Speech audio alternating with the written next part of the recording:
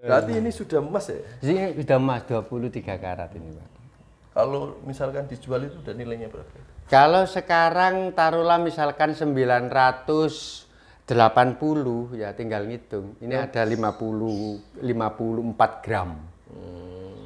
Ya segini ini 54 gram koma sekian. Dan ini miliknya teman karena dia bawa material. Suruh masakkan sampai jadi emas murni. Suruh masakkan gitu nggak ada upah, Pak? Ibaratnya begini, orang pemroses itu kan bisa dikategorikan empu. Lampu itu makan kehidupan anak istrinya kan diatur oleh raja. Jadi orang yang memproseskan itu harus mengerti bahwa kita ini cuma bikin begini, masa nggak dikasih makan? Karena kenyataan sejarah kan mengatakan penikmat hasil itu ternyata bukan tukang. Bukan tukang, bukan. Banyak tukang itu mau bikin rumah, rumahnya sendiri nggak punya, tapi dia bikin rumahnya orang banyak.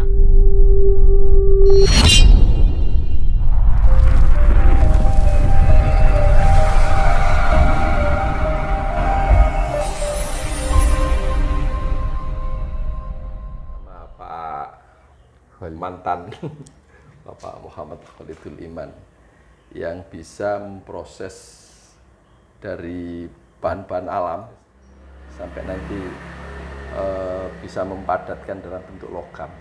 Ya. Tapi pertama tahapan-tahapannya itu bisa dimulai dari mana, Bapak? Tunjukkan. Terima kasih. Jadi ini material alam, bebatuan.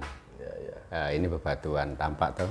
Ada Bebatuan alam, ya. Itu ada kandungan apa Ya, kira-kira, Pak? ada kandungan ini ada birit, ada emas, ada timah, ada besi, ada Cu, Cu itu tembaga, bisa juga ada argentum, perak. Ya.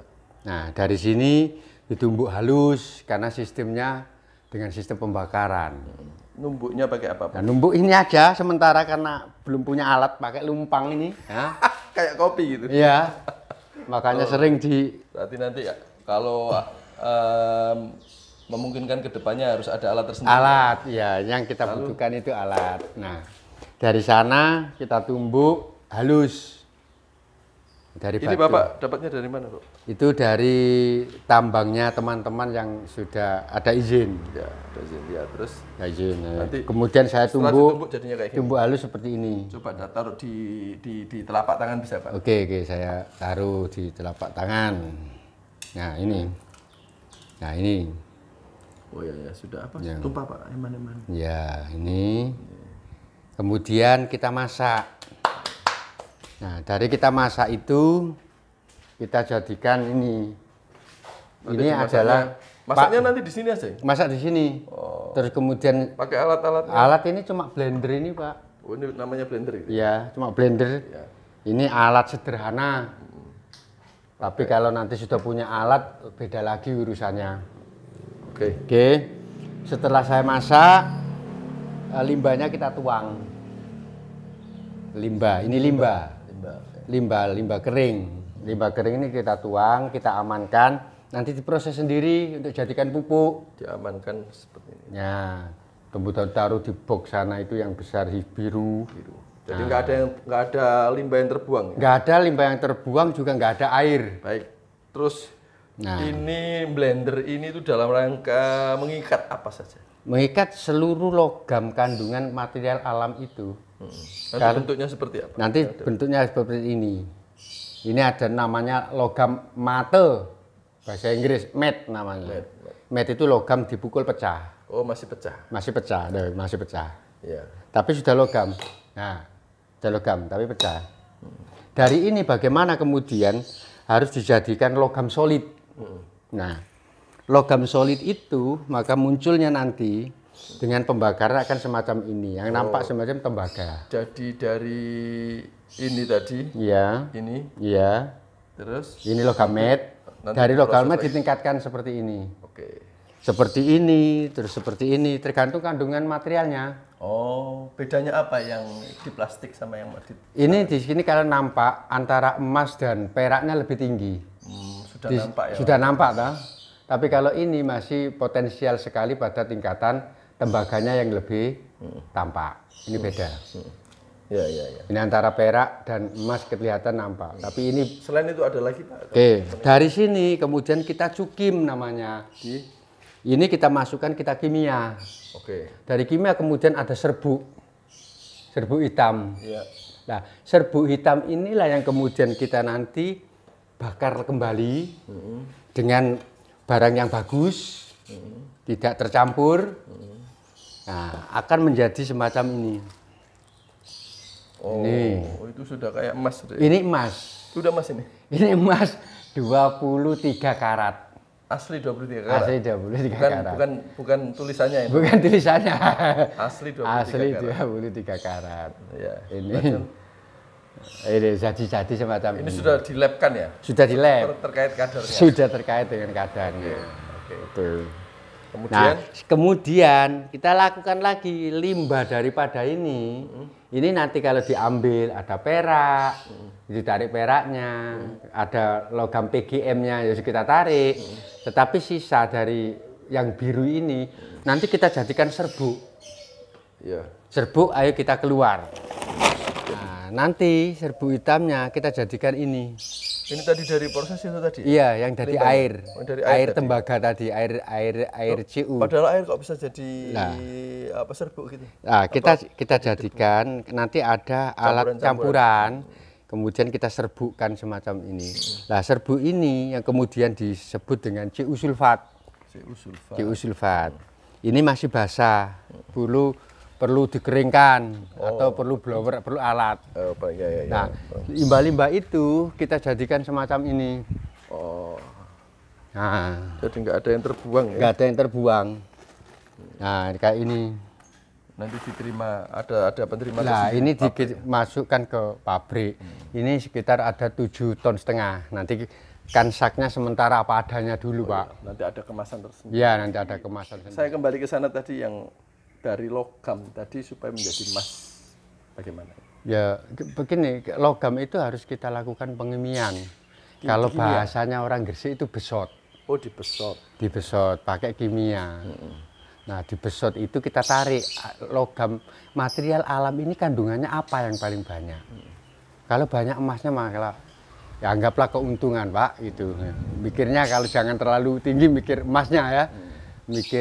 Mikir CU-nya saja dulu. CU itu udah. Sudah luar biasa. Oke. Maka kemudian kayak Freeport itu namanya Tembagapura, padahal yang dimasak juga ada emas itu. Oh, ya. Gitu. Ini tadi alat-alatnya masih Sangat sederhana. Sangat sederhana. Baik, Kita baik. belum punya alat yang begitu masih. Banyak tanah-tanah yang kita observasi lah kayak gini ini juga tanah. Tuh, tanah yang kita observasi. Nanti ada kandungan apa? Nanti ini ada kandungan emasnya CU. Kalau kok tahu gitu gimana caranya? Ini kan Dari masuk awal. lab. Udah masuk. Nanti di lab kan Enggak. dulu. Karena itu dengan tembaga yang habis dibakar, yang habis Iya. di blender tadi kan sudah muncul emasnya, tapi masih sedikit. Masih supaya bisa Maksimal. maksimal. Sebenarnya dengan sistem pembakaran ini itu maksimal.